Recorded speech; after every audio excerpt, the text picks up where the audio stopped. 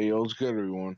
Twisted here with the Open Sorcery, and today I want to go ahead and talk about the archetype of the Fool, as well as the character of the Joker, or the historical, figure of the Joker itself, or court jesters, what have you, as well as the Trickster archetype. And in covering that, I am joined by my usual partner in crime, Devi over here, as well as someone who's previously been on the channel before, popping in once again to share their wonderful manner of insight, Whyking. And in terms of this subject, honestly, he is very appropriate to go ahead and talk about this based on his self description of being very foolish, or having an affinity with the fool in of itself. And I just want to go ahead and start off by kind of saying, like, the fool, generally speaking, right? When we say that, and in a spiritual sort of sense, we automatically think of like the tarot card of the fool. And while that is something that we shall be covering, we're going to be not focusing just on the tarot specifically, but just more so of like the character of the fool in of itself. So I'll have you start off for us, King, of like, what does the fool as a figure, as a symbolic character, mean to you?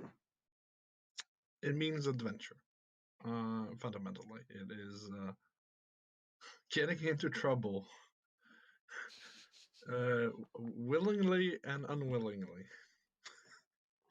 because that's what it is all about for me. That I get into trouble that I can solve, but it's messy and everything. But through being also like competent, you solve the problems. But as soon as you solve the problems, more you sprout up, and you just like, oh, I'm such a fool. Just like there's nothing safe, essentially, of being a fool or associating with Oh a yes, figure. oh yes. And to go ahead and get a small introductory thought, a set of thoughts from you, Debbie. I know that prior to us going ahead and having this conversation right now, when it was initially brought up, I know you stated that, based bouncing off of what Whyking said about adventure, right? Hmm. That the Fool in of itself is like the main character, Yes. right, for an adventure. So by all means, please elaborate. So the fool being the main character. So at any point in time, we are all the fool, right? Because we are all the main character of our own story. Um, and in that vein of thought, while we are undertaking our own adventures, our own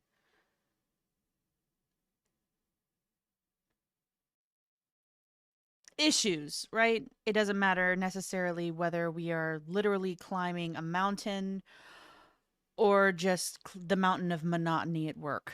We are still our own main character. And the fool is going into any decision, whether it is big or small, into any aspect of life, right? And you are actually embodying it and going, okay, here we go. Um, of course, there's going to be pitfalls. There's going to be side quests, in a sense. There's going to be life that comes and hits you. But the fool is all about the actual doing, the actual experience of whatever the thing is. Um, at least that's kind of how it comes across to me, in a sense. Oh yes, and like, all in all, I think that's a pretty good summation of just like generally the Fool in itself, right? But in terms of like models that one can understand for that adventure that the Fool serves as the main character for, right? Mhm. There's, it's pretty much all the same thing, you can say, kind of like represented or named in different manners. But I have here like a short list of like, several manners in which, the Fool's journey and adventure is kind of like able to be understood and used as a reflective tool for anybody who is listening, anybody who's like, you know what, where am I at in life, and all of that. Now, of course, we already mentioned the Fool as in like tarot cards, so in that sort of sense, the Fool is the uh, first card in the major arcana of the tarot. To go ahead and say that. I know that Devi, out of the Mhm. three of us, you're probably the most educated and experienced with the tarot. So by all means, please go ahead and share your thoughts on the Fool in the tarot context. All right. So the Fool in the tarot context doesn't necessarily matter what deck you have. Of course, the imagery is all going to shift a little bit dependent on the artist, right? I'm actually shifting through my deck real quick to go pull it out just so I have the image in front of me. But when you look at it in the upright, and we're just going to look at it in the upright, right? For the moment, the Fool is all about that new adventure, something new starting. The Fool is the 0. So even though, yes, it is the first in the major arcana, it is a 0. It is not necessarily number 1. Because it is the precursor to the journey. The precursor to the journey is emptiness, and it is there it is. Of course, it would be like the second card in the deck, and I was looking from the bottom. Really? Of course. But brand new, fresh faced, no experience. Like you're going into a field that you know nothing of. You've just decided, I want to learn Spanish. And you don't know a lick of it. And so you go into it knowing nothing, having a blank slate. You're going to mess up. Things are going to happen. You're more apt to make mistakes. But mistakes are not a bad thing. Just like a child learning, we have to learn in that same way. And the expectation that adults don't make mistakes is a grand fallacy. Bunch of bullshit. It's a bunch of bullshit. But the Fool is that 0 for a reason, because there's nothing behind it and there's everything in front of it. Oh yes. But a lot of the imagery shows like a dog behind you. So that can be either, think of a dog as either companion or antagonist, dependent on how the dog presents itself to you, right? Because that could be a dog nipping at your heels, or that can be a dog, walking by your side. A lot of times the Fool is depicted as literally like 1 foot about to step off a cliff. Like he's not paying attention. He's not paying attention to all the pitfalls in front of him. But that's part of the journey. Now that's all in the upright. In the reverse, this is where we get to the, well, that was stupid. You're having issues. You are being incredibly naive. So instead of being able to understand simple things, it's flying past you. It's like somebody shows you their true colors, they show you that they're shady, and you trust them anyway, and then they rob you. Well, that naivety, naivete, came out and bitch in the ass. So there's the 2 sides of the Fool on that one, where yes, it's the start of the journey, but being the fool doesn't mean you have to be stupid. You can be ignorant, and ignorance can be taught. But if you're willingly blind and willingly being stupid, it's going to bite you in the ass. Oh yes, yes, and it's all about having discernment as best you can along the way on said adventure. Absolutely. And do you have any particular thoughts of the fool in a tarot context, Whyking? No, not further than this. Um, that's Yes, what was my understanding. yes, she hit the nail on the head. But Mm. in terms of other models that exist, right? And I'm going to go ahead and mention these two back to back because they're essentially the same thing, just more so under different naming. So nowadays, if you go into, say, a creative writing class, or you're learning an English class, or you're just getting a how-to book on how to write a story, or how to write a screenplay, or how to write a some sort of media representation of something, right? Of having a character in a going through a usual story progression. That's usually called the hero's journey. And under a different name and titling, that is called the monomyth by Joseph Campbell, right? And the monomyth is essentially just this general idea that we're pretty much repeating the same sort of story over and over again. There are all the different mythologies in our past that we're currently coming up with, say, like, modern creative mediums like comic books, or you can say the written books that we're going ahead and making, or in film, or anything like that. Is we're repeating the same sort of story over and over again with these similar sort of stages, or at least you can say that the stories that actually are built well and work happen to follow that sort of structure in some way, shape, or form, what have you, or at least the majority of them. Not all, but the majority of them, because some stories they can go ahead and be a bit more abstract, and then work, and not necessarily follow the exact same rubric. But for the most part, it pretty much goes ahead and happens to follow the sort of guideline. And I'm not going to necessarily go ahead and break down the hero's journey and the monomyth and all that in of itself.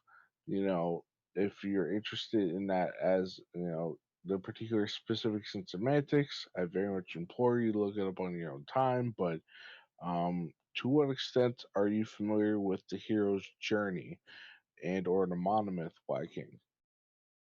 I'm feeling familiar with it. I believe Carl Jung was the one who researched the hero journey through looking at various stories from various cultures. And I've also heard the monomyth, Yes. that idea again. So that it's Let us progression not of forget idea. Marcia Iliad as well, if I'm Yes, yes. pronouncing it correctly. Hopefully, I'm not sure. Yeah, I'm familiar with it, and it's very interesting. But yeah, I believe it to be so that in our own way we're repeating a story. It's why in any sort of media there are fundamental different ways you can look at it, from I, you, and it. When you're looking at a media, there's other methods, but generally speaking, when you are looking at stories or songs or poems, you're generally looking through the lens of those three.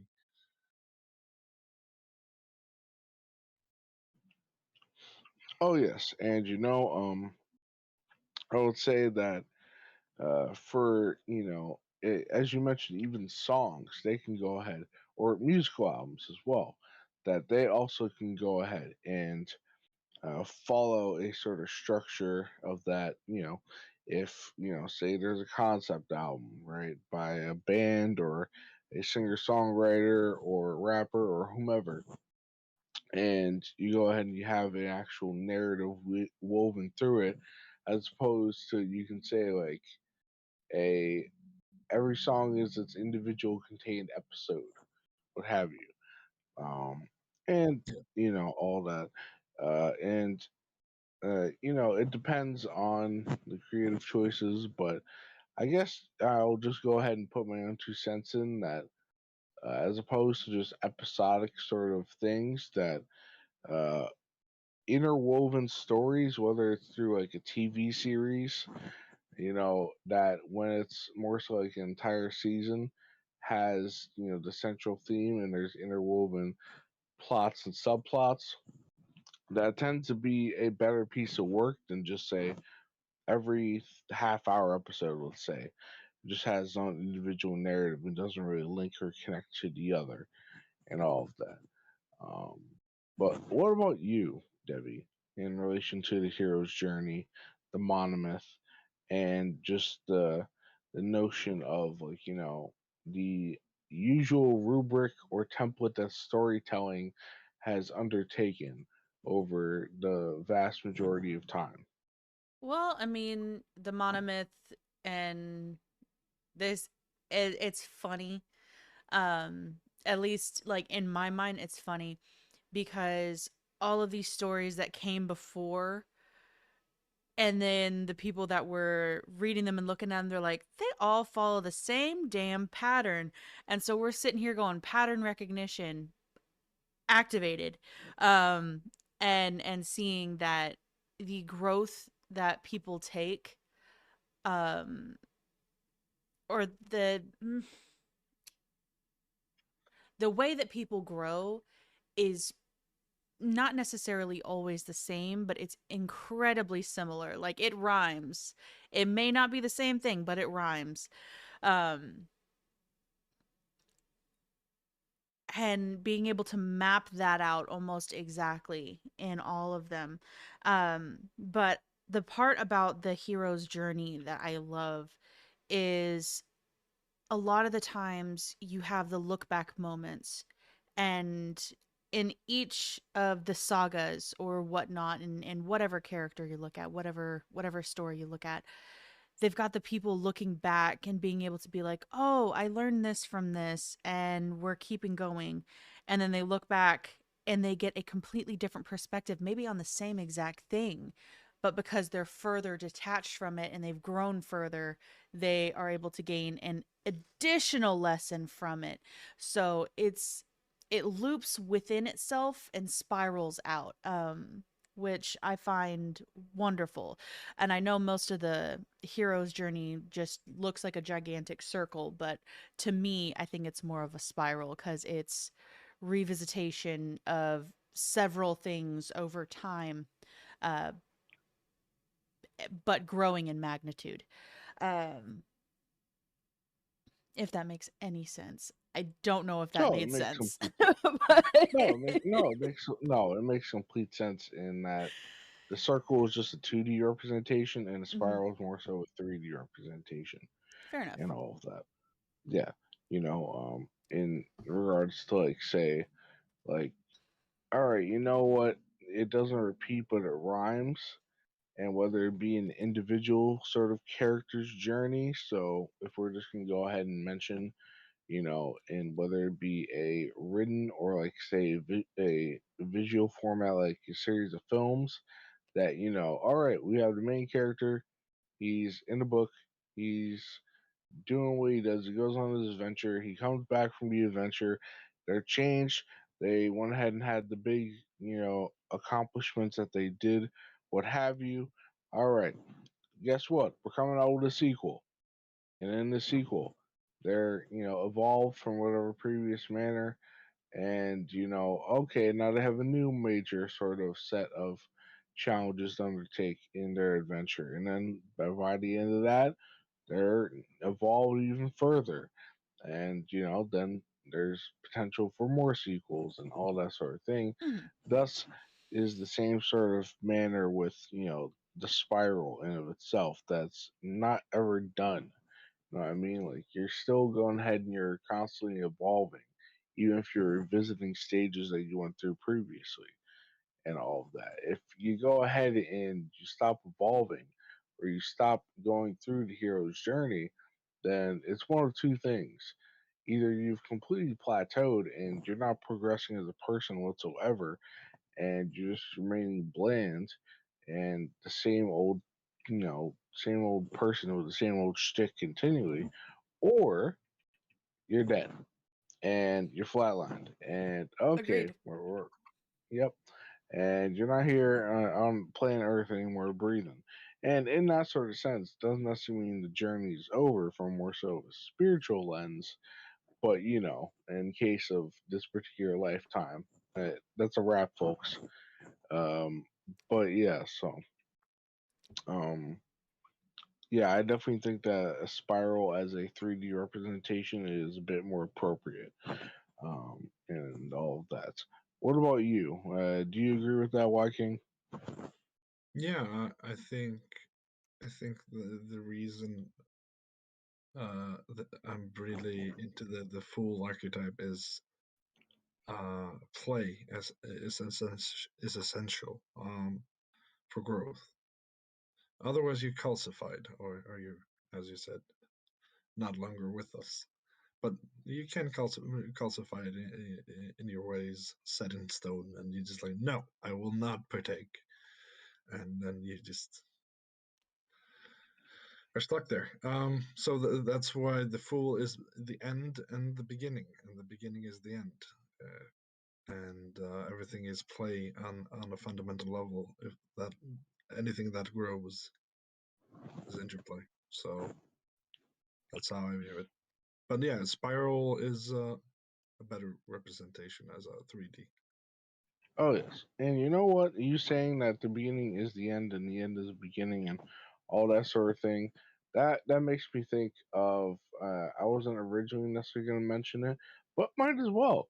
Of we talked about the tarot context and the major arcana, and the card of the world, right? Mm. So if you want to say that the the fool is the first one in that progression, and that's openness, that's naivete, that's like blank slate, all that sort of thing. The world represents the completion of that, progression, what have you. But I leave it up for you guys to agree or disagree with me on this. But I pretty much see the fool and the world as two sides of the same coin. Beginning, the openness, and the world as the completion of that. It's essentially the same thing. That it's like, all right, you know what, we're going ahead and the completion, you know, you got all that stuff out the way, and now you're going ahead and, you have the openness once again. And you go ahead and it may seem full, but truth be told, like, you're just ready for the next tier of, the next level of what is that you're going ahead and undertaking and all of that. And I guess you can say as a sort of like visual representation to go along with that. The beginning is the end, the end is the beginning, right? So the Alpha and the Omega in the biblical terminology that God the Father calls themselves, right? If there's a visual symbol of this sort of notion, it would be the Ouroboros, the snake eating its own tail, what have you. And Devi, since I went ahead and mentioned the world and the tarot context, I'll go ahead and have you rebound and bounce off of that if you have any sort of thing you want to inject in there in a agreeing or disagreeing sort of manner. Well, I mean, I'll do what I want. But in a sense, yes, I do agree with you in that the fool and the world are two sides of the same coin. The world being the experience that you have gained along the way, and the fool being the openness to new experience in a sense. So one is the ending of a chapter, and the next is the beginning of a chapter, and all it takes is the flip of a page. Um, so I don't see much of a difference between them. It's just a term of perspective. Um, Now, just the world is more along the lines of, hey, I have gained this. This is all behind me. This is the culmination of my experience. And the fool can be more of a innocence to that. So innocence and ignorance, in my opinion, kind of are also two sides of the same coin, because if you are innocent of something, you are ignorant of it in a sense, because you are not very aware of it. So that perspective there, um, but in the say in a different mindset, and if I think about it, it doesn't matter how knowledgeable you are at certain things, there is always going to be some aspect of life that you are ignorant of. So accepting that ignorance and being willing to explore it, um, despite any of the aspects that you already know, the knowledge you already carry, the experiences you already have had, that is what makes the world and the fool almost synonymous with one another. Oh yes. Whyking, do you have anything to add to that? No, I don't. Yes. Once again, very well put, Debbie. And so in tackling, we've gone ahead and talked about the major arcana and the hero's journey and the monomyth quite a bit. So in that sort of sense, I think when that's all good and dandy, and we can kind of move a little bit more so into covering more aspects or shades of the fool archetype or character, of how it can be interpreted or has been represented in a sense. So in that sort of regard, right? I know that generally speaking, right? Uh, Actually, you know what? I'll go ahead and take it this angle first. So, one particular, I guess you could say, contemporary, one particular individual who goes and speaks about different subjects of a symbolic nature, of going ahead and talking about different, like, things within, say, narratives, or within more so pop culture, or just like assessing the world around us and trying to have us have more so of that symbolic mindset. That would be Jonathan Peugeot, and his particular channel slash blog, usually under the title of the Symbolic World, which a couple of videos I will be going ahead and linking in the description, that kind of serve as an inspiration for the points I'm about to make in reference right now. But yes, so in his particular interpretation of the Fool, or at least how he's talked about it on his channel and videos and all of that, the Fool is like symbolic and showcases the inversion. So kind of like what is in opposition to society at large, right? And this can come in many shapes and different forms, right?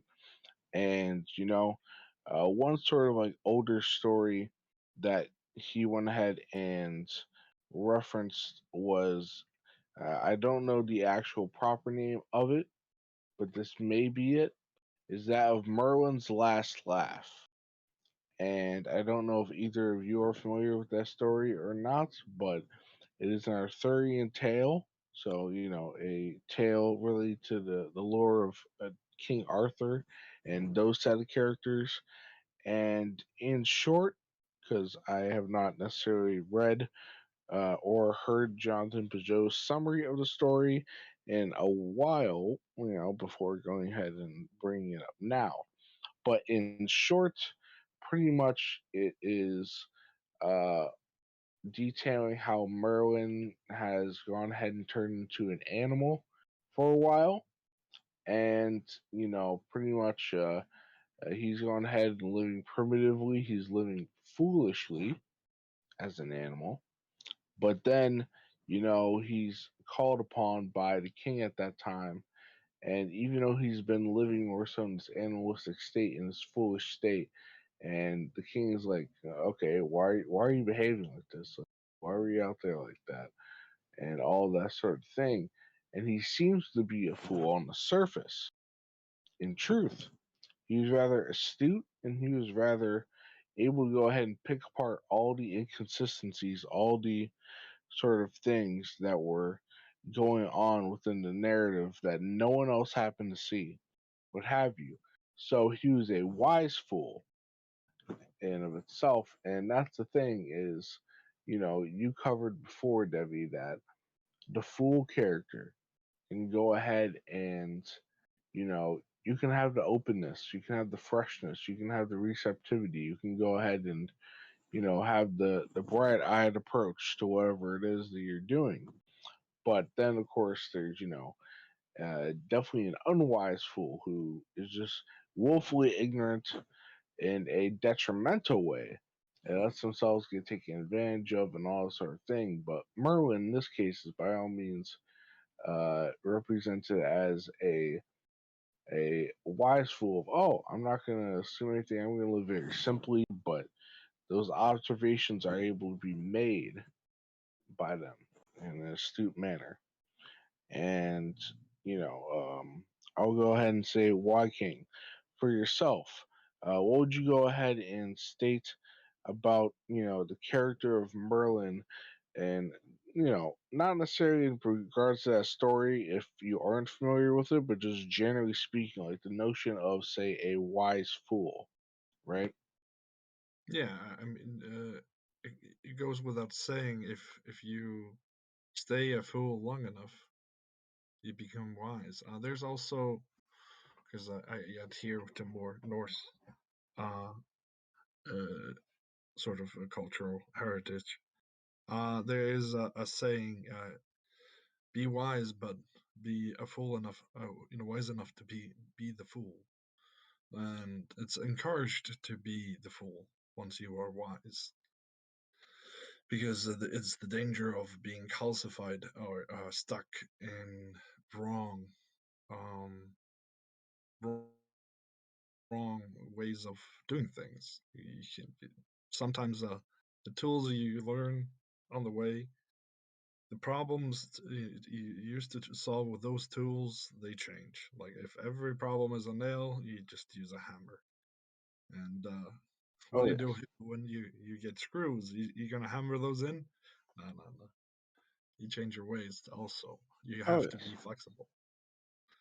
Um, that's why I always adhere to the fool. So it's easy. It's so easy to be arrogant, essentially. Oh yes, And you're correct in that. Oh, go ahead, by all means. there's in modern culture what I propose that Forrest Gump in that movie, he's actually a genius being a wise fool. And when you watch that film in that from that perspective, it makes sense.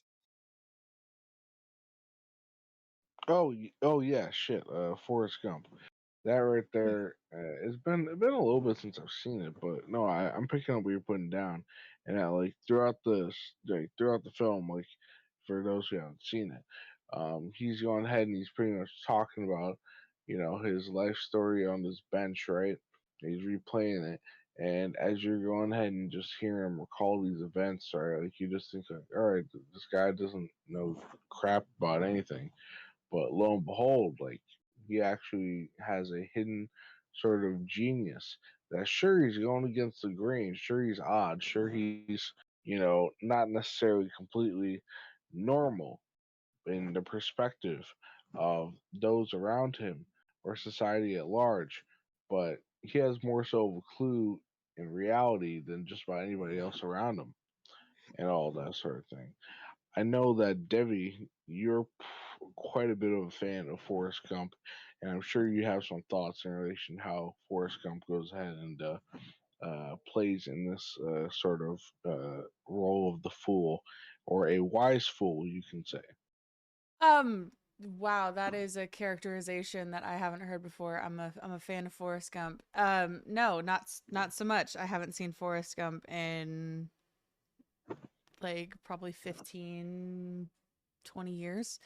Um, long ass Well, I time. know. Okay, okay. Well, then it's my bad because I remember us having a discussion about Forrest Gump previously, even if you haven't seen it recently. That Yeah. yes, you were talking about some sort of fondness in relation to that film. Um, I don't recall the conversation, sorry, but in Forrest Gump, just the openness and the innocence in which he tackles his life, um that, yes, I could definitely see that as the wise fool. And even though, he gets, emotionally injured, because, we're all going to in life experience and things of that nature, he is still choosing to remain open versus becoming calloused, which is such a beautiful thing.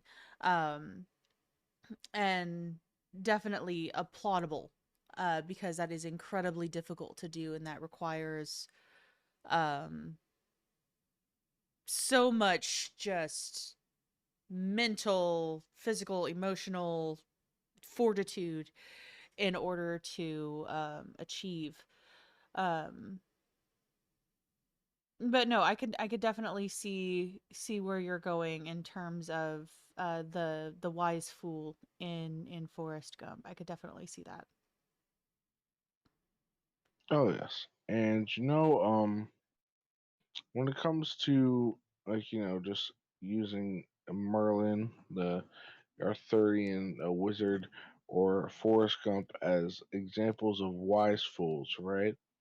You know, the point that kind of like Jonathan Peugeot gets at is that the fool character in of itself, whether you can say they're wise in having that sort of observational manner and they actually express it, or just more so of at least it seems more so intuitive, or more likely the case a mixture of both, but it just depends on whether they actually vocalize it or not, and whatever sort of literature or media depiction or real life personage that may be, that truth be told, like they're able to go ahead and they're able to uh, find a consistencies, be able to observe and pick apart what it is that is not necessarily like everything isn't necessarily as cool as it seems. Not all that glitters is necessarily gold, and more so serves that sort of purpose to help like be a reflection in the mirror Hmm. for society at large, or what is considered as the traditional structural aspects of society, or even if you want to say it's more so of a case of like too much progressive nature and kind of like throwing tradition by the wayside, that in the sense that like traditional things are then serving as reflective, or like mirror, like a mirror image and all that sort of thing. Like, hey, like you're going ahead and doing these sort of things, but let's kind of look back a bit to the past and see like what has actually worked, and let's not throw the baby out with the bathwater and all of that sort of thing. Hmm.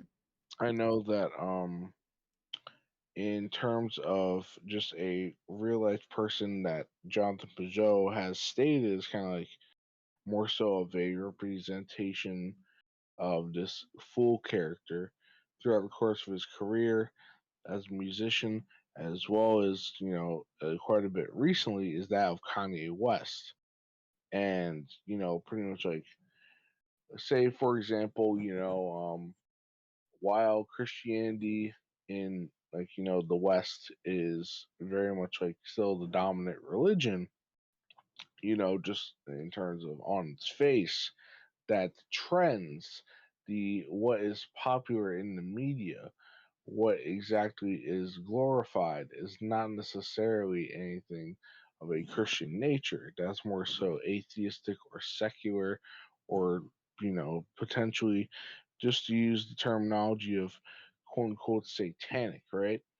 Just like either edginess for edginess sake, or like, oh, you know what, like these traditional sort of things, we have disdain for it, so we're gonna go ahead towards like another route.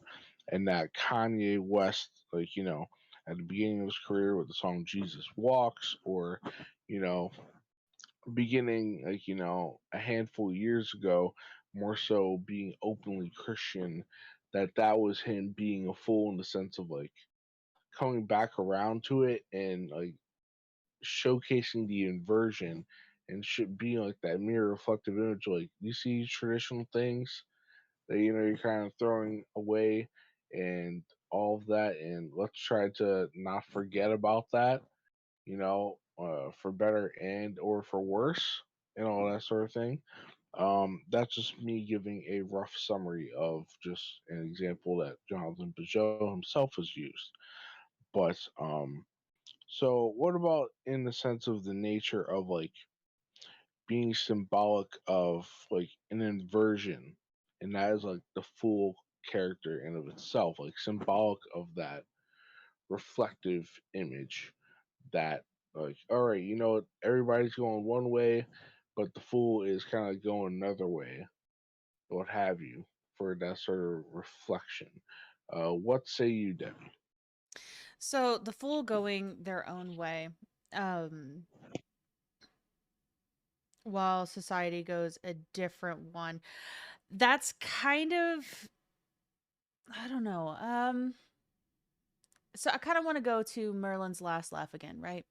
Where Merlin went and he lived primitively. He went and he lived very simply while the townspeople were, participating in society, and things like that, right?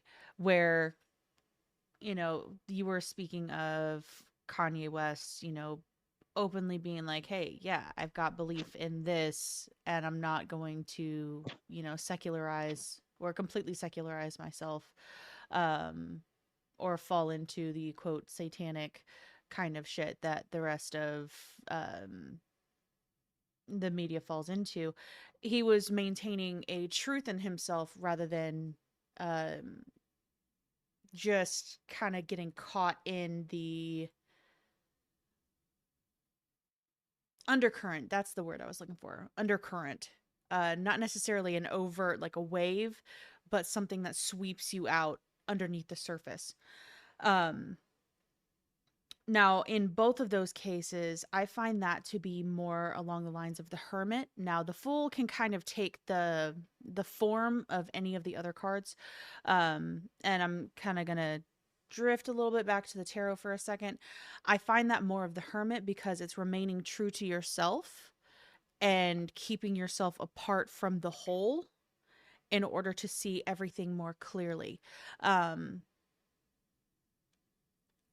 and that is where I think the wise fool comes from, um, is that you're able to maintain a truth in yourself in those moments where the lies of others are more overwhelming. And that's incredibly difficult to do, especially dependent on the situation or the pressures of society as a whole. Um, ooh, try not to go into that one too deep because that's triggering some spirits that are going off over here. Um Oh, yes. and Reel back in. Reel yeah, back I in. know. I'm trying to. I'm reeling it back in. Um but there was also a saying that you had popped in where oh my gosh, uh Whyking, where you were talking about how like your tools, like if you don't adapt um to the situation, and like a phrase popped into my head and was like, oh, I like that, where like the tools become the prison if you don't adapt, um Yeah. because of just the way that you function. So in kind of combining all of that, right? Where, we don't throw out the baby with the bathwater, like you were saying. So there is some good that is left in old modes of being, old ways of being, but there is adaptation that has to come through. You have to sift it because there are some old modes of being that have to fall away, that have to become obsolete. Even though, yes, you can keep some semblances of them because they do work and they are good and you can keep them. But adaptation has to come first, but not at the cost of your truth. And I think that's where the Fool really comes into play in that one, where people sometimes over adapt and go too far, and then they lose sight of their own truth in that.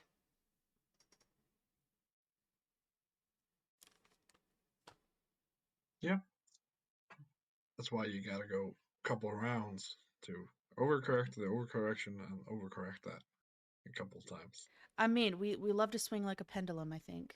That Yeah, is our favorite. It's a seesaw of life. We're just riding it. it's just a ride.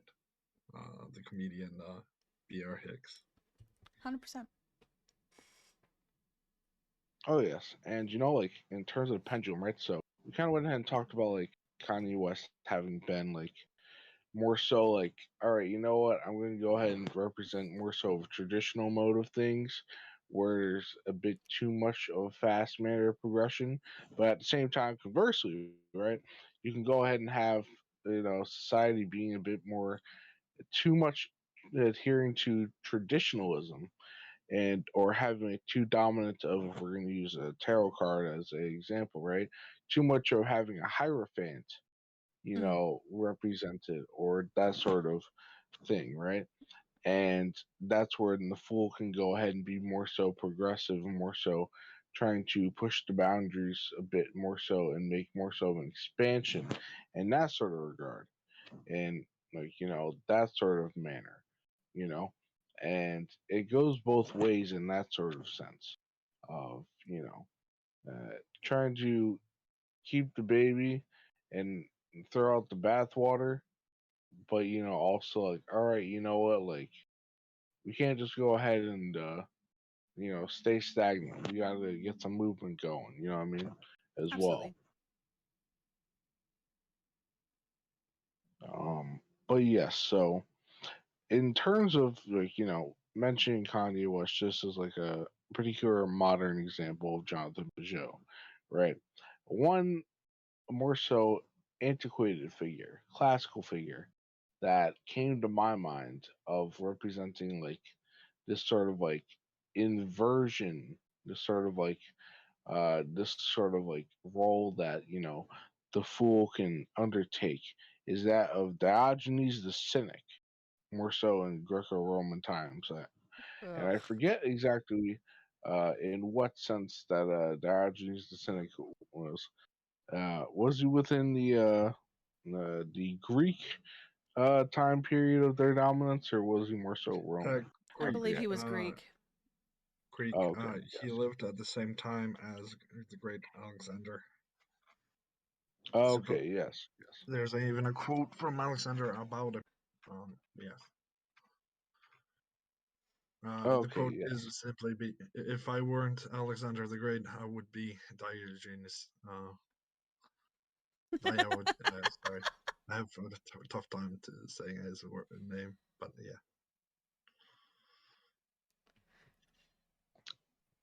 Oh, yes. And with Diogenes, right? One thing that he was definitely known for, amongst many other things, but just to name one particular example, would be that he would go ahead and walk backwards in public crowds, going against the flow of foot traffic and all that sort of thing. Once again, just being a oppositional force and being like representative, like you don't like you guys are going one way, but that's not the only way you can go. You're just choosing to go that. for better and or for worse. And once again, serving as that reflection, serving as that hey, look, like let's go ahead and maybe take a look at Diogenes. Most people would cast him off. Most people would just say, "Oh, look at this old fool right here." But obviously, the reason why we're talking about him today is because he had astute observations and he had a sort of wisdom that was uncanny, right? And granted, in a rather eccentric and odd manner, amongst other things that he's known for, like going ahead and sleeping on the street intentionally in cardboard boxes, as well as other things. But yes, so that's just another older figure that can be representative of this. Any thoughts on Diogenes the Cynic as an example from either of you, Devi or Whyking? My favorite is the forward thinking. Supposedly, Alexander went in to meet him, and he was like rummaging bones, human bones, and uh, and Alexander asks him, "What are you doing?" I'm like, "I'm looking for the bones of your father, but I don't know which are slaves or kings. You know, king bones." And Sure, that's a forward good one. thinking. That's a really good one. Yeah, that dude was friggin' he's hilarious, because he's just like out there compared to other thinkers at that time. How about you, Debbie? Do you have any sort of anecdotes or any sort of thoughts in relation to Diogenes the Cynic? So Diogenes, God, he's such an interesting character. Um, like somebody that I would not have wanted to meet. Um, but probably observe from afar. Just be like, you know what? I'll watch you for a little bit, but I don't want to meet you. Um, no, but there's an aspect of him that, again, I'm gonna bring up the hermit, right? Where he's able to isolate himself and see from different perspectives, but there's almost I almost want to say like a curmudgeon inside of him that also takes the hermit in reverse, where there's in some aspects a spiteful retreat into his perspective. Um, but then, there's he confuses me, but he's fascinating. Um, because the reverse of the hermit is more of like I'm pissed off, I'm angry, I'm going to isolate. Like y'all are pissing me off, I'm gonna go be by myself, or I'm going to cause problems on purpose. Um, and I think that kind of encompasses him, but in how he operated and how his brain worked, it worked. Um, and it made things difficult for other people, but instead of seeing everything in a duality, he was just like, no, it's not necessarily a duality. There's always a third option. Oh yes, exactly. Or a fourth, or a fifth, or so Exactly. on and so forth. Yes. And I think that pretty much goes ahead and that's a pretty good tackling of the character of Diogenes aside from reading their own writings or diving more so into the particular stories and history of Diogenes themselves. But in terms of the context of this conversation, I think that is well enough. Now, in terms of like, so Diogenes and going ahead and addressing, yes, they were a Greek figure because I was kind of having a little bit of a mushy brain moment right there. But if we're gonna go, I guess in more so of a chronological manner, we started off with Kanye West and all that sort of thing as a modern example. Then we brought it back to Greek times, and now let's go a little bit more so forward in terms of Roman times. And with that is a festival of Saturnalia, which at the time of this recording, shortly after the new year. And, in terms of Saturnalia, that was at, the end of December. with the winter solstice and all that sort of thing, um, as they celebrated, in antiquity, and of course, is still recognized on the calendar today. But yes, so Saturnalia pretty much is, in summary, a Roman festival holiday, which they went ahead and celebrated like an inverted society. And by that I mean, like, it would be where usually people were out and about, they were working, the usual pecking order and hierarchical structure would be, kings atop, you may have like the wise folks, or the priests, what have you. You go ahead and you have yourselves, like, the actual military men and armed forces, merchants, the paupers and the peasants and all that sort of thing. um but you'd go ahead and you see, like, all right, oh, and slaves even below that. But then you go ahead and you'd have, like, all right, the servants and the slaves are treated more so like royalty, or even say, like, the court fool, going ahead and being treated as the king, or treated as the emperor for this period of time, and everybody was on board with it, and they were just going ahead and enjoying themselves, letting loose and shit, and all that. But what are your thoughts, either of you, in regards to Saturnalia, in relation to that being a festival celebrating the inversion?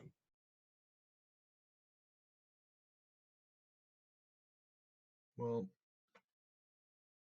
most festivals in their nature, like Halloween or such, is trying to uh, let loose, something in the psyche that is repressed, and doing it then in a positive manner. So, but in the context of the being like foolish, yeah, it seems like it. But it's like releasing some repressed feelings about being um, so responsible for if you're an emperor or king, because a good king is a servant of the people, etc. And likewise, a slave doesn't get to eat maybe really good food or something in that society. So I can see that. Oh yes. And having a window into that makes a better society. I could see that. And what say you, Devi, in relation to Saturnalia and going and having a festival where everything is pretty much topsy turvy and flipped on its head, done on a yearly basis, and all of that? I mean, the first thing I think of is The Hunchback of Notre Dame, which is one of my favorite movies. 100%. But with Saturnalia, it's like the great equalizer, because there is a certain amount of humbleness that everybody has to come with for that to be an actual enjoyable celebration. And a recognition of the humanity of everybody. Somebody, instead of clinging to your titles and your precious human institutions, because that is not divine in any sense. They are created by people, for people, by people, right? So your title of emperor, your title of king means nothing in the eyes of the gods. So having that come down as like the great equalizer of, hey, we're all people and your title can be taken at any time. That to me is probably something I would imagine that probably kind of fucked with those at the upper echelons a little bit during that time. Um, and I know damn well it wouldn't fly today because people cling to that shit entirely too much. And try to embody their titles and whatnot. But with that inversion, Um, we need to bring it back. Um, we need to bring it back with immediacy. I need some Saturnalia going on.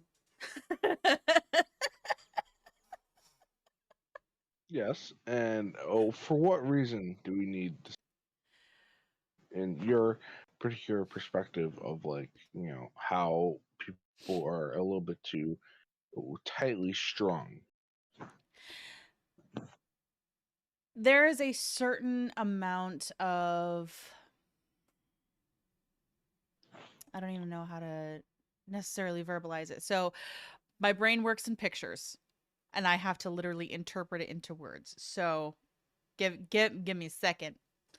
Um the way that I see it, bringing back an inversion of that actually brings you more close to your own humanity and allows you to see from other people's perspectives versus just being stuck and calcified in a sense in that specific way of being all year round, right?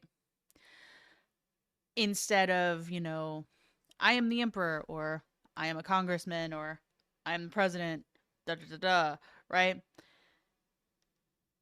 Being able to just flip that on its head for a day. I'm a citizen. Or, like in Saturnalia, the slaves became masters of the household for that day, and the masters of the household would actually serve them. There is a humbleness that comes with that, and an actual attachment to your own humanity, and almost a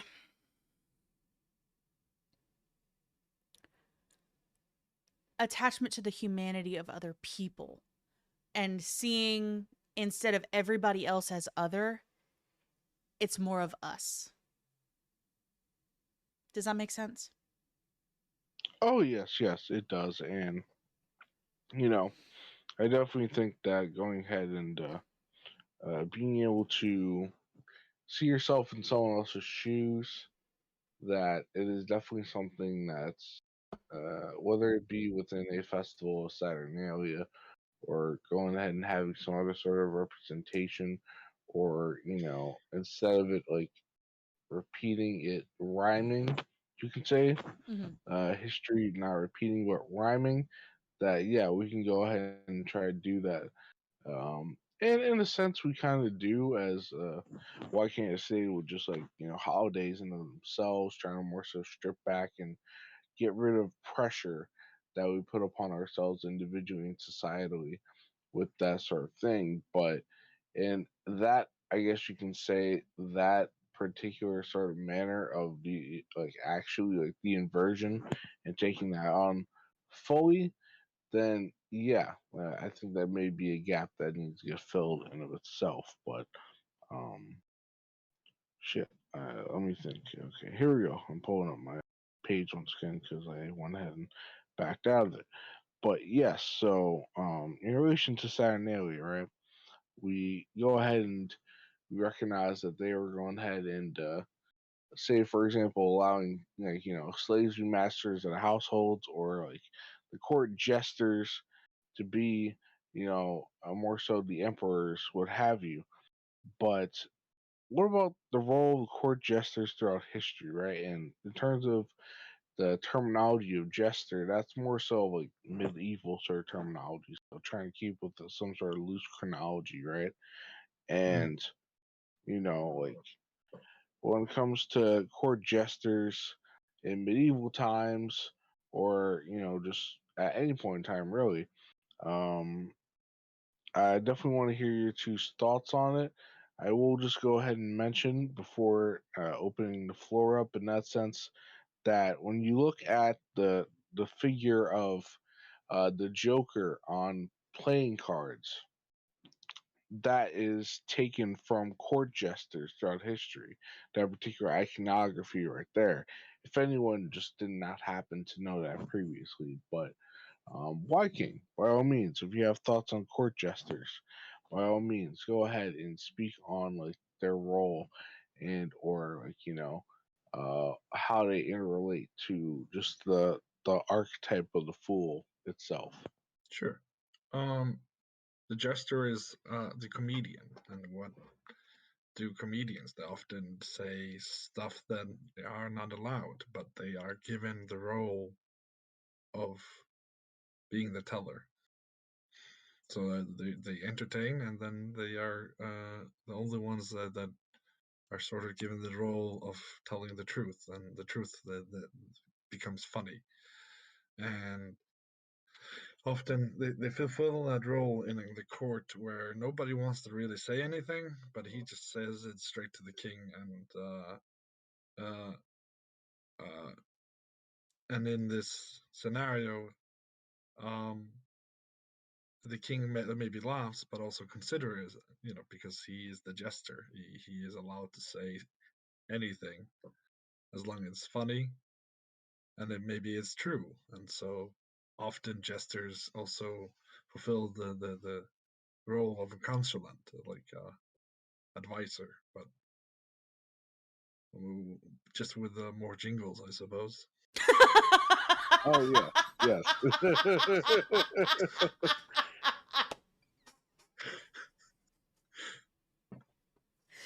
yes, very appropriate. Well said.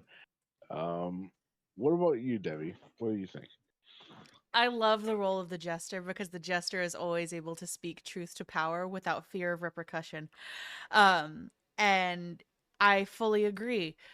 Comedians fill this role in society today, and this is why I get incredibly irritated with people that honestly get offended by what they're saying, um because they're speaking truth to things.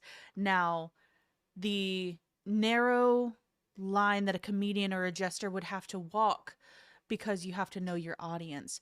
Even though, yes, typically the jester could say, whatever he wanted to the king, he also had to make it funny. He had to do the delivery, right? Because, if the king gets tired of you and you're not funny anymore, you might get fucking killed. Yes, So having to tiptoe around that and be able to speak truth to power required a certain amount of tact and wit and just this crafty motherfucker. Oh my gosh. And not necessarily being able to say it bluntly, but being able to say it maybe in a roundabout way. That I find incredibly fascinating. Um, and I love it. I love it overall. Like,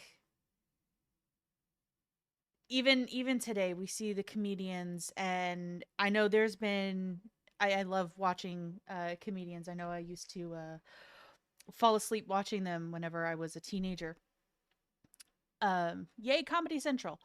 But yes, I remember there were several moments. I don't necessarily remember them off the top of my head, but I remember the feeling that I had uh while I was watching them, and like they were the profound moments of like you just had the giggles, they just, made you laugh your ass off, and then they said something that like struck you hard. And you're just like, "Oh, you made me think. How dare you? You brilliant asshole." And they Yeah, would do yes, that all the damn time. yes. they warm you up and then they slap you. Exactly. Oh yes. To go ahead and utilize an example of that. So comedians, right? If we're just talking about like modern comedians and modern comedy, all of that, you know, there's quite a few comedians that either they exist before or now more so getting introduced that based on how sensitive and how high strung and how tightly strung, or you can say they have a stick up their ass, that society happens to be at present, at least in the West. You know, we have a lot of comedians who are biting their tongues. They're not speaking how they truly feel. They're worried about being quote unquote canceled. They're worried about what others think. and all this sort of thing. They're trying to get brownie points. They're not speaking their own truth, right? And genuinely, like, from the heart, they kind of got lost in all the sort of shit, right?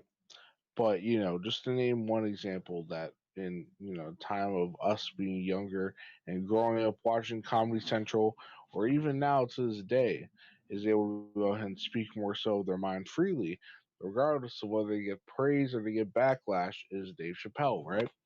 So, of course, stand up comedian, Chappelle show back in the day, different films, all that, but he's definitely one figure that has gone ahead, you know, he's spoken about various subjects and he's like, well, like, I don't give a damn. I'm gonna go ahead and say how I feel about it. It's not as if he's just going ahead and being oppositional just to be oppositional. It's because he has his own insights that he wants to share and try to make people think. And sometimes, like, it doesn't work in his favor. But for the most part, because he has tact and he's such a expert in his field, it pretty much lands and all that. And truth be told, even when it's people not necessarily on board with it at large, it's honestly just because the particular audience they has at that moment is just not like the right crop. It's not representative of the majority, at least in my perspective of different cases. And I know I'm speaking generally, without particular examples. But Dave Chappelle, any other comedians that you think that, whether previously or now, more so properly serve the role of that as opposed to bending the knee to the current sort of paradigm and all of that, or just the nature of comedians and either bending the knee to the cancel culture as it's called, or being politically correct or any of that sort of thing. Cat Williams. I was just Yeah. I've been seeing he just did an interview and I've been watching little bits and pieces of it and I'm just like, "Oh shit." I love that brave man. Oh my god. Yes. There's No. also the most disagreeable comedian I ever listened to is Patrice O'Neill.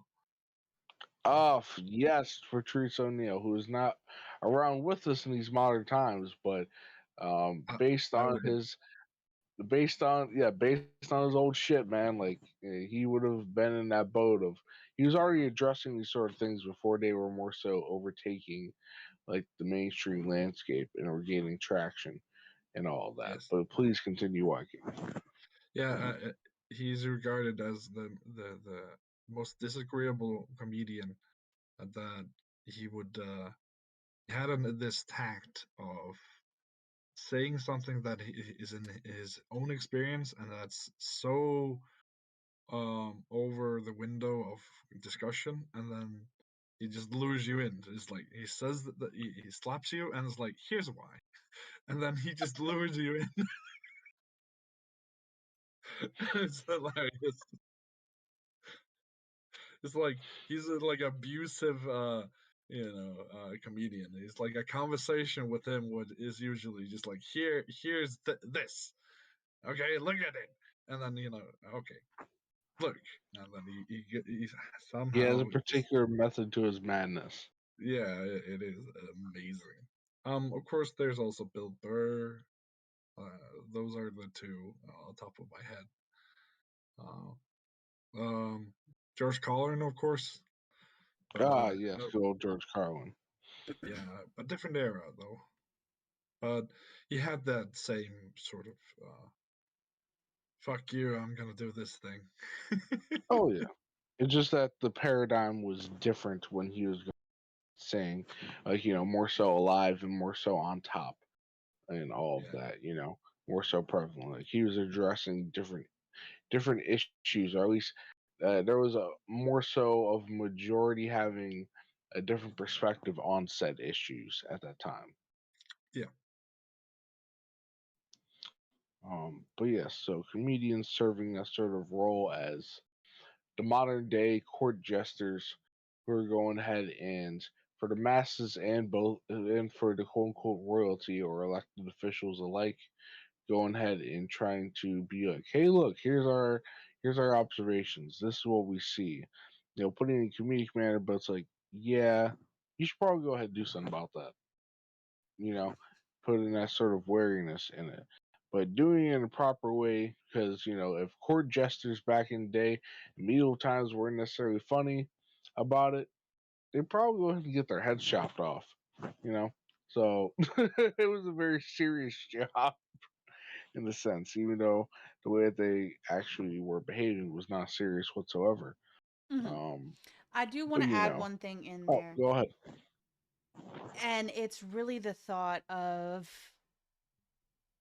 we know we are in an oppressive society, or we know that we are in something that is not right when the court jester or the comedians or those who do speak truth to power in a funny ass way are quieted and they're afraid to speak. We know that something is wrong. Seriously, seriously wrong. And I think that's honestly one of the first ripples that goes out when there is major shifts happening. Too much censorship.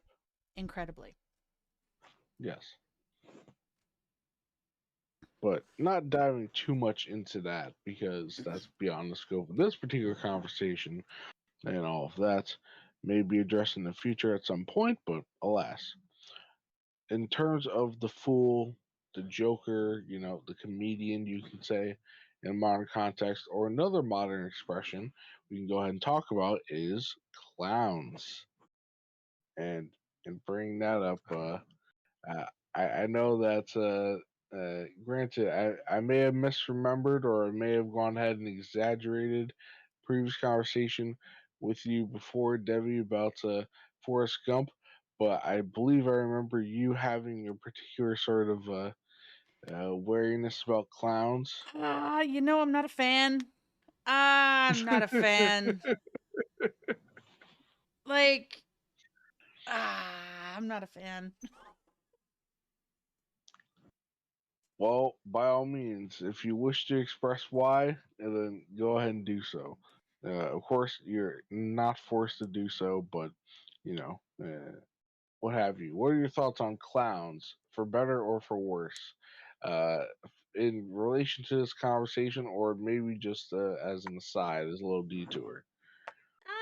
I mean, with uh like I don't have any problem with like the makeup and whatnot. It's just there is a because of the over exaggerated nature of a clown, it's more of a mask and a facade, and I don't like seeing the other side of it because I see through people very, very easily. And anytime I've met somebody that is dressed up as a clown, they are a very miserable person. They're just like, "Oh, hi kids," and all happy and everything. But on the other side of them, I'm seeing that complete inverse reaction of just like, I fucking hate everybody here. And that to me, I'm just like, absolutely not. You are not Bobo the Clown. You suck. On the inside, you suck because there's no actual joy there. And so it just, those people scare me because they hate everything that they do, at least in the ones that I've experienced. And they're putting on a happy face. And I'm just like, no, you fake ass motherfucker. I don't like you. Yes. Oh, yes. What about you, Whyking? What do you think about clowns? All I'm hearing is we have to drug them. That's just kidding. But You know what? That took me a couple of seconds to understand what you just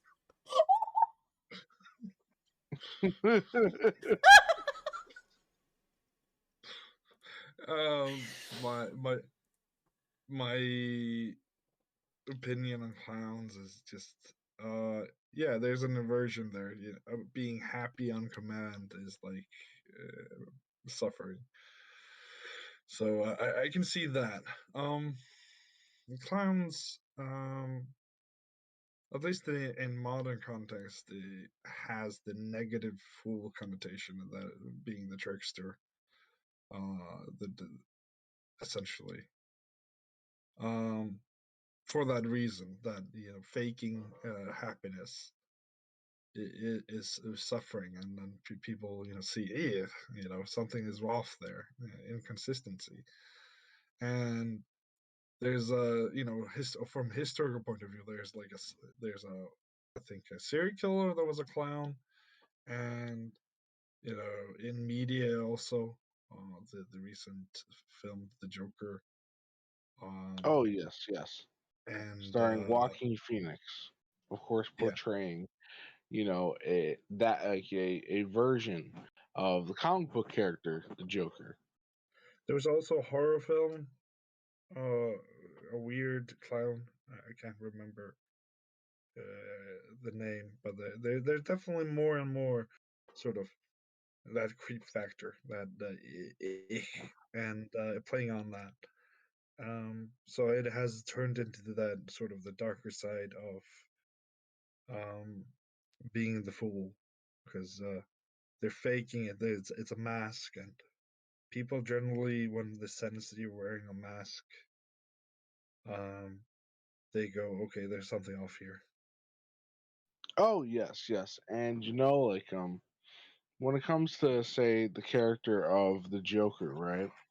And uh I think when it comes to the characters that you're thinking of, like the horror films, like I think there's like Oh yes, that it was one that. Yeah, film. Yes. yeah. Yeah, but in terms of the Joker, right? So what does the comic book character, and then later on the film adaptations of the Joker, and say the Dark Knight series, or just its own solo film, but that being like in the context of the DC universe, and particularly the arch rival of Batman, right? But what exactly does the Joker do, right? He essentially is like, he goes ahead and he takes on like the aspect of a clown, paints his face, and like more so serves like a malevolent jester, and all of that. But in effect, right, the actual usefulness that he serves is that he reveals society's flaws under the surface level facade through dark humor and destructive behavior. Kind of like a little sense I went and jotted down before we had this conversation. And, like, even though he's going ahead and he's like, going on like killing sprees, or he's going ahead and trying to thwart Batman and trying to go ahead and be a ne'er do well and do evil and all sort of thing, he's like, hey, look, let's take a view of society as a whole, and this is where it's truly fucked up. And in terms of that particular solo film of the Joker with Joaquin Phoenix, that's definitely represented as going down this downward spiral, and in relation, just like what we said about clowns already, that underlying suffering and sadness, having that fuel and propelling the Joker to eventually at the end of the film become the Joker in its fullness, and go ahead and just cause chaos for the sake of chaos, or for like, what, I'm tired of shit, other people are frustrated and tired of their own shit, and let's go ahead and cause some havoc for worse and potentially for some better, depending on the perspective of the whole film in itself. But for those who are more so missing, for those who feel like society has cast them aside, they're outcasts, all that sort of thing, I know that the Joker character goes in and speaks to them quite a bit. Um, but yeah, as the meme goes, in a society and all of that. You have anything further to add on the character of the Joker, Whyking? Yeah, I can put it into a little bit into the Norse mythos. Is that the Loki character is somewhat a troublemaker. He's the fool of the pantheon, but not until the other gods are just sick of him and capture him, that he becomes truly malevolent. Yes. And that's where he's essentially starts the process of the last battle of the gods, essentially killing the entire pantheon. Ah, So yes, Ragnarok. there, yeah. So that there's a lesson there. If you can't let the fools run amok and you close it down, there's a serious payment, for that. Oh, yes. And, in talking about, like, so we mentioned, like, a short while ago and at the top of this conversation, right? The Yes. trickster, right?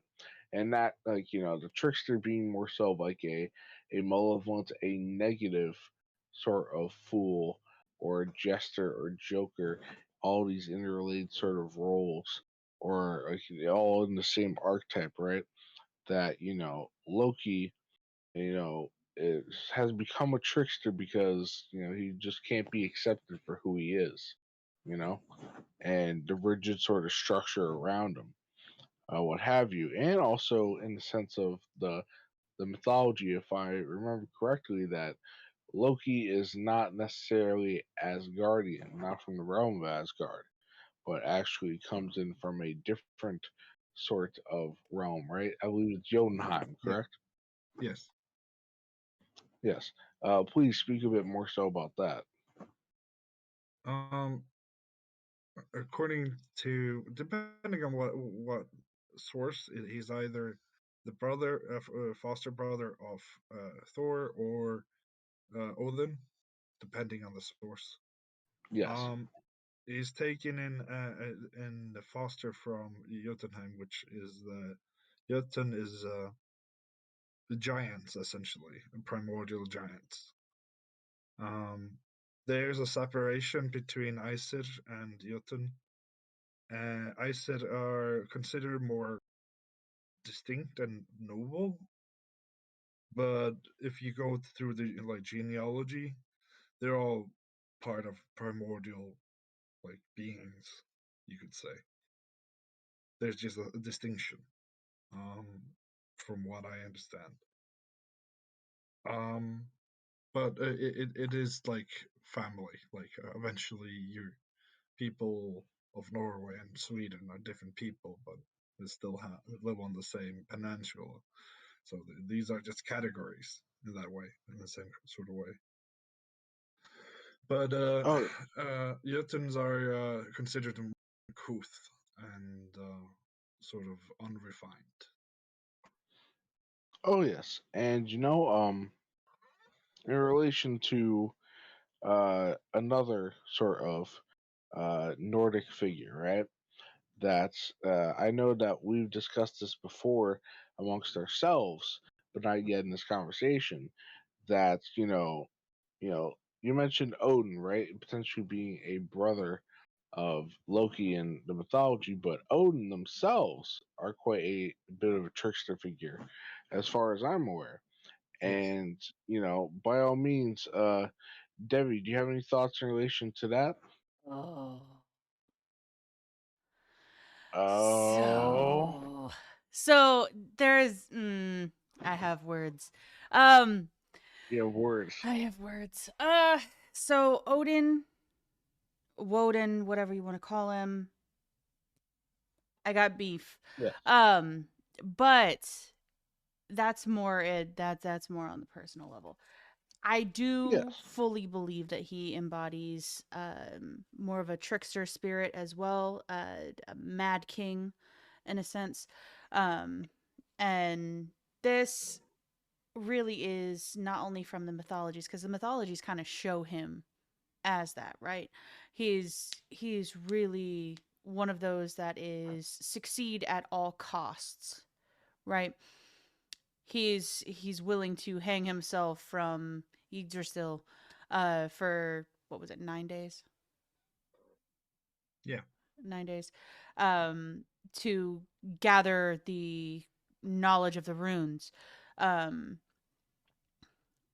Succeeding at all costs, making life miserable for a lot of people.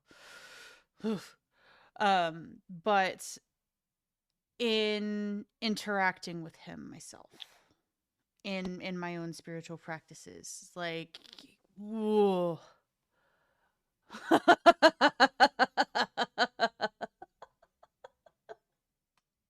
He just, that is not a path for the faint of heart. And honestly, I would just say caution, Will Robinson. Danger. Oh yes. But what about you, Whyking? About Excuse Odin. me.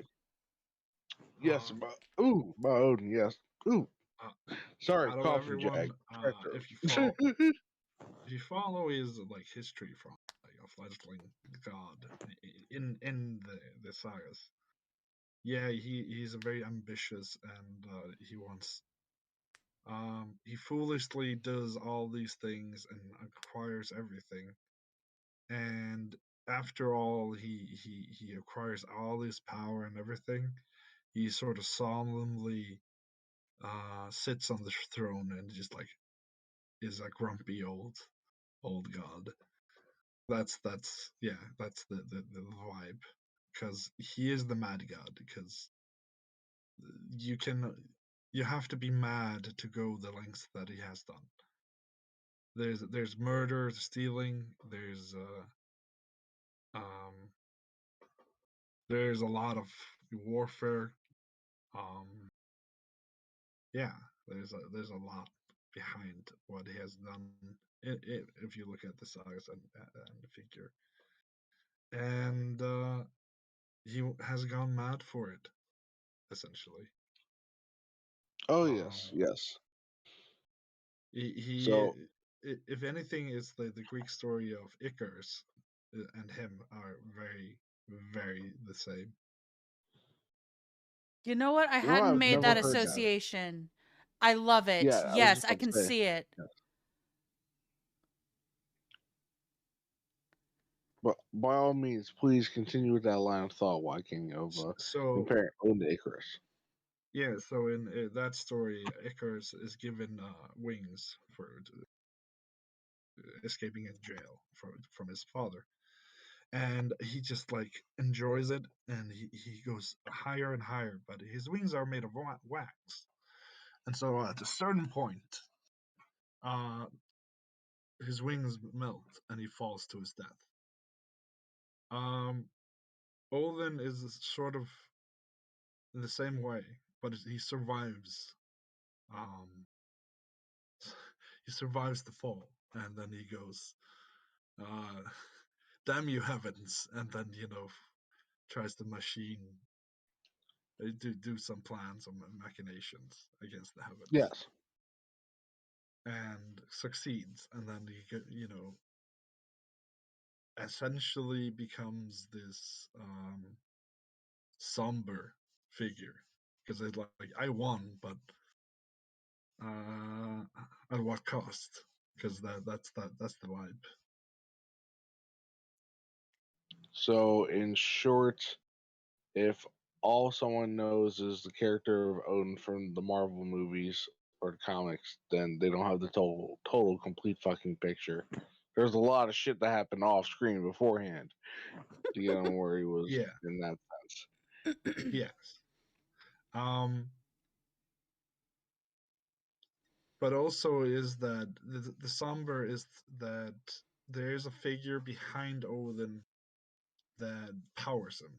Also, the other gods, but Odin is the closest one to it. But um, Odin is described as equally evil as he's good.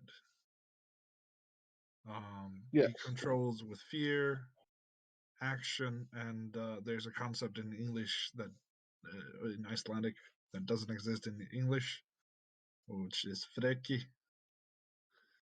It's being take things without permission, or A thief? without politeness. Yeah, but you can be frekur without being a thief. Let's say on a dinner table, you just take. You know, someone asks for the butter, and then you take the butter and uses it. You use it first, then give the butter. That's being. Oh, you're Trickster. just rude at that point. Yeah, rude, but there's an extra level to it. Yeah. Yes, that's what I'm saying. Okay. Yes. Do you have anything additional to add in relation to the nature of Odin in a trickster context?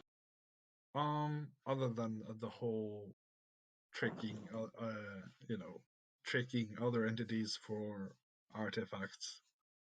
He has plenty of that. I think there's also rape involved, but yeah, like Zeus. So yeah, there's a lot of immoral stuff with Odin. Leave Oh it yes. Oh yes.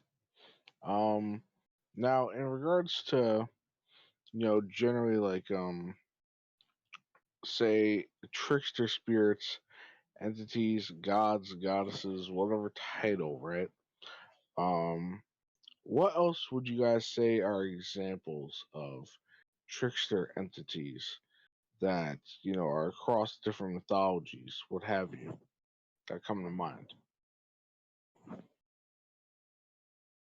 Hermes. outside of say Loki? Oh, okay, go ahead.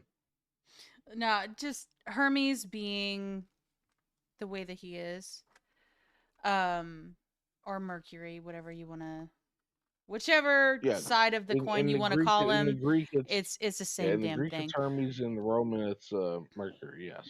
But with him, because he is so in and out and very much accessible to every aspect, if that makes sense, he's able to kind of take on that full persona because he can see everything, because he's completely in and out of pretty much all planes of existence, right?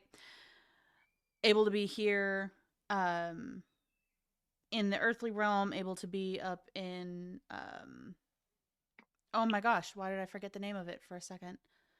It's Mount gone. Olympus. Olympus, thank you.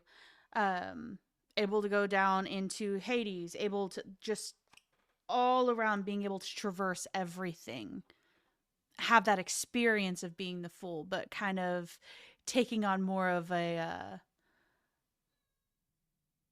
coy attitude with it. You know, not exactly the most straightforward, and not going to give you the answer if you can seek it for yourself.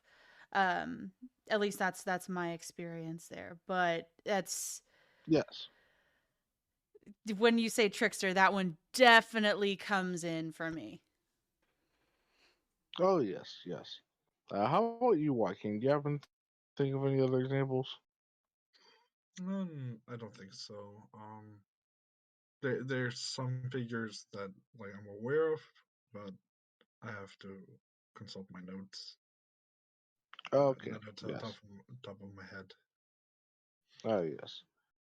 Now, There, in relation, okay, go there's a ahead. vaguely in like Indian mythology, I think, but that's all I remember that I can say. Okay, in Indian mythology, so by that you mean more so Hindu, No, Indian. So like Native American. America. Yeah, from America. Oh, okay. But Well, you know Ooh, what? the coyote, Shit, Debbie, I think you might be out. the uh, Okay, yes. the Can you say that coyote again? spirit. yeah. But Yeah. I Okay. don't know any stories and not well enough to retell or put Oh, into. dude. You know what? I think about that one all the time because I see coyotes down here. Like I'll see them on the way to work, and I'm like, "How the hell are you so deep in the metropolitan area? You tricky bitch." No, the coyote is seen as the trickster, because he's a shapeshifter. Um, very much.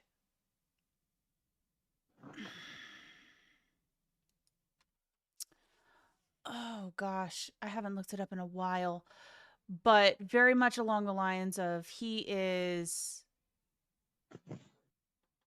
out for himself in a sense. He's going to get what he's going to get at the expense of other people or other beings. Um, oh gosh, let's see if I'm looking at it.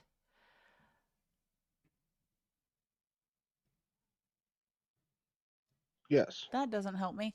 Um, Yay. But yes, the coyote is seen as a trickster and definitely one of those um where every time I see a coyote like in real life as I'm driving or anything like that, I'm just like, "Mhm, I see you." Just no trust there. Absolutely no trust there. Yes. I'm trying to think of a particular Native American, whether it be in relation to coyote spirits or something different that happens to go ahead and play the role of like a clown. What was it, Heoka, I believe? Um, I don't remember. You know what? I just found a quote about like from the Apache says this coyote was just like a real person in the old times. He was two-faced. He was evil, but he was also good. The people also use him in the evil way and in the good way too. They use him for he has power to help as well as to harm. So because it's the dualistic, you can't like you can't necessarily trust all the interactions that you have with them.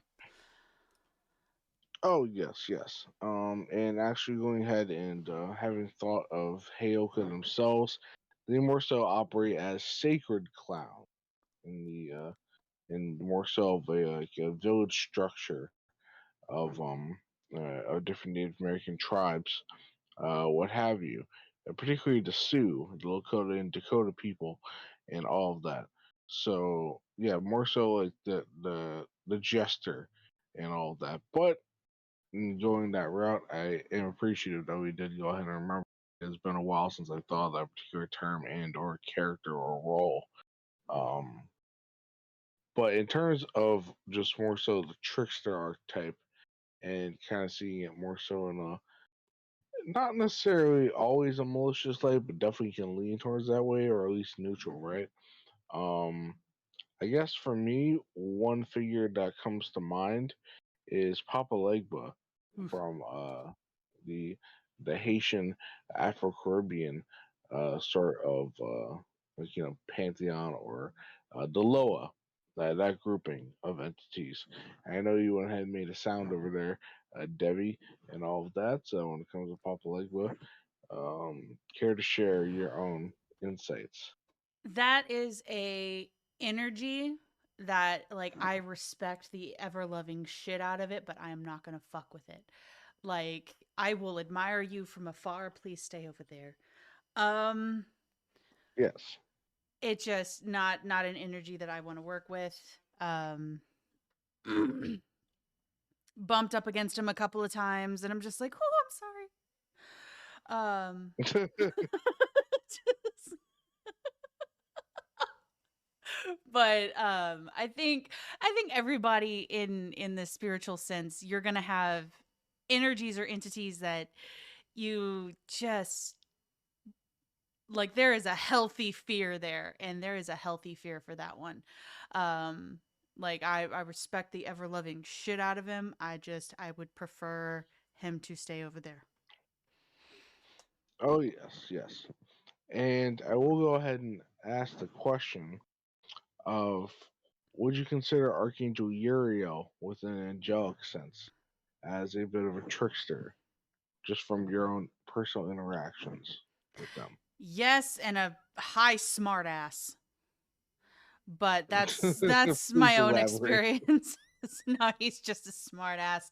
um that's one of the spirits that we work with uh very very regularly. Like um Oh yes, of course. Yes. if we're gonna Episode talk number about, one, folks. oh yes, Episode number one, folks. Yes. oh Go yes, all the way back to that. Yes. all the way back For to the beginning, context. always been there. uh Number one on the spirit team, but definitely I would see as a bit of a trickster, but more of a beneficial trickster than a detrimental one. um but that honestly is going to depend on the person, in my opinion. Oh yes. And even like, if we're gonna go ahead and talk about like just trickster spirits and all that sort of thing, like you mentioned coyote spirits several moments ago. And speaking about the role that they play, right? Well, another animal that comes to mind that happens to behave like a trickster across whichever sort of mythologies, uh, including that of Japanese Shinto and their sort of animistic sort of perspective of things, is that of fox spirits, kitsune, or with fox spirits in general, regardless of wherever on the planet, that they happen to go ahead and have more so that trickster, that sort of being advantageous, go ahead and taking advantage of people, looking to go ahead and be opportunist sort of behavior through whatever sort of means in order to get a leg up, what have you. Do either of you have any thoughts on the general like archetype of the fox itself?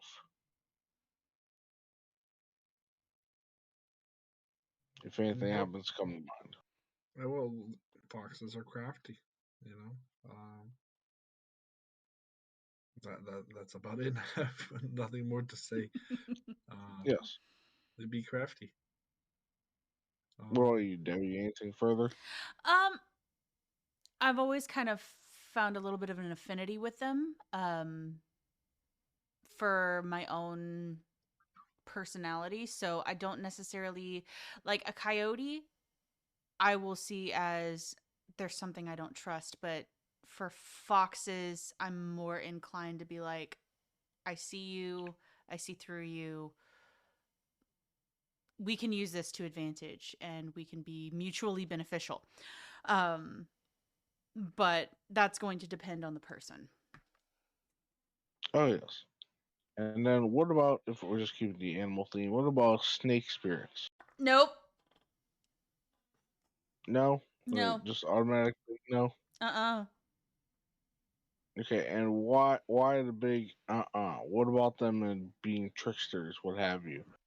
Um, my own experiences as a kid with snakes. No. Yeah. Um, snakes have never come across as good or anything to me.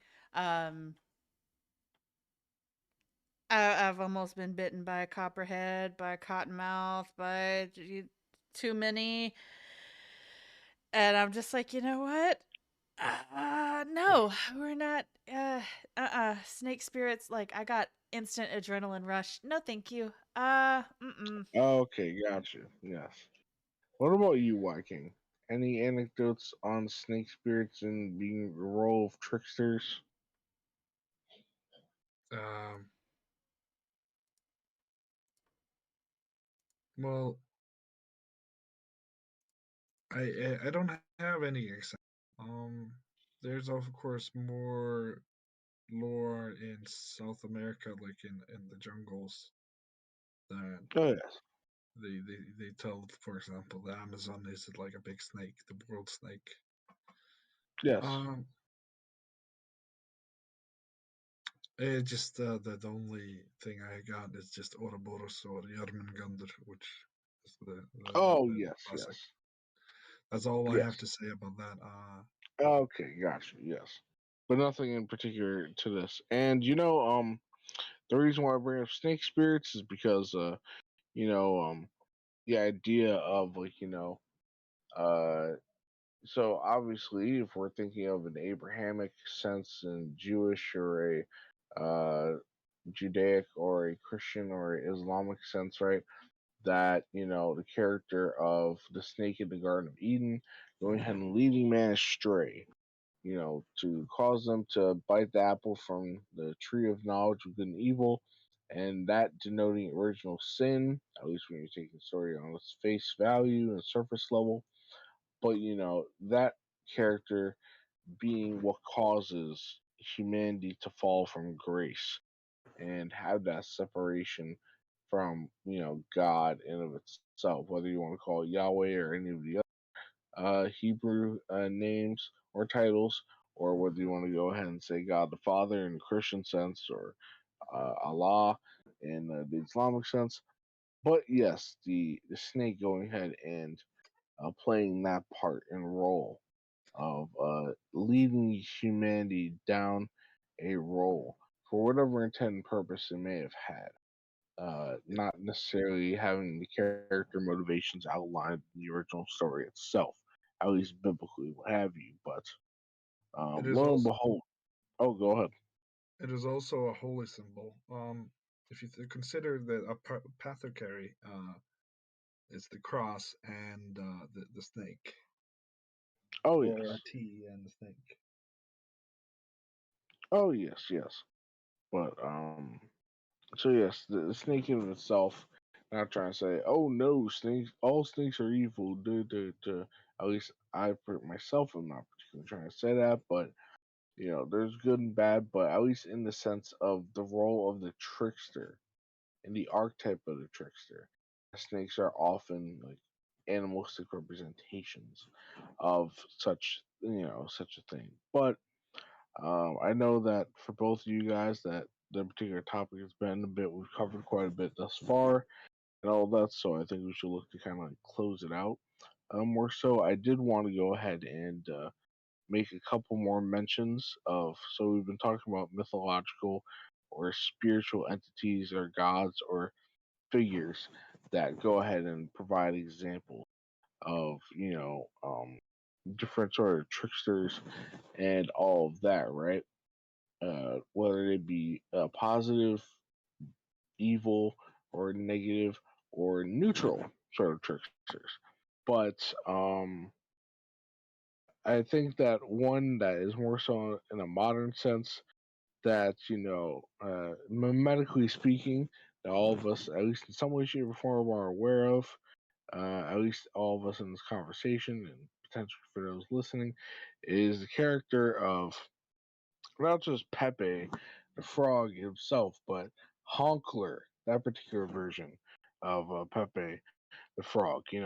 Pretty much being the clown version of Pepe, who goes ahead and showcases that we live in a clown world, or at least to tie it back to the Joker character, or at least the Joker character as their particular meme quote goes, "We live in a society," and all that sort of thing, right? We live in a clown world where everything is just they're representing the inversion, or that I guess in the sense of Honkler, that like everything is chaotic and all of that. So watch the world burn, and that's sort of like trying to put on a happy face while suffering is going on, and all of that. As per the role of the clown in of itself, trying to bring a happy face amongst tough times. But also the character from the video game of Elder Scrolls for Oblivion of Sheogorath, because you mentioned Odin as the Mad God, and Mm-hmm. that Sheogorath is the Mad God in that series. And the DLC pack on there with the Shivering Isles.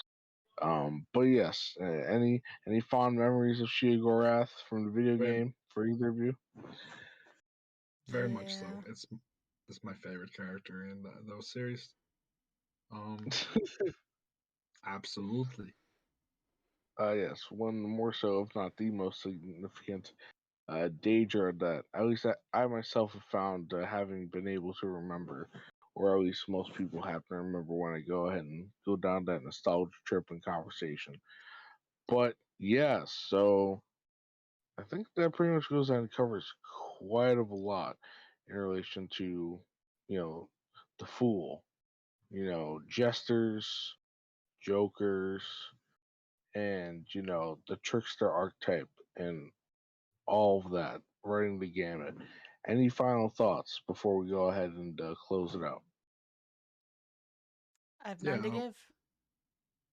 I wanted to end by again talking about Forrest Gump.